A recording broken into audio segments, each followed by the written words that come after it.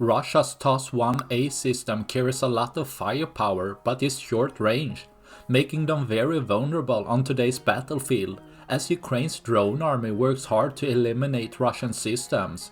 With a Ukrainian drone spotting a Russian TOS filled with rockets, the crew didn't know the danger they are in, as the tank chassis is not near good enough protection if the ammunition detonates on top.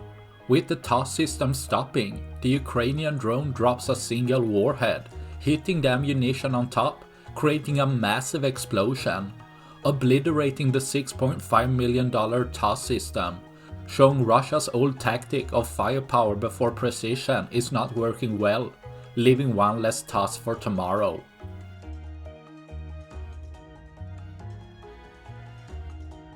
That's all I had for this video. Please like and subscribe for more. Thanks for watching. Bye.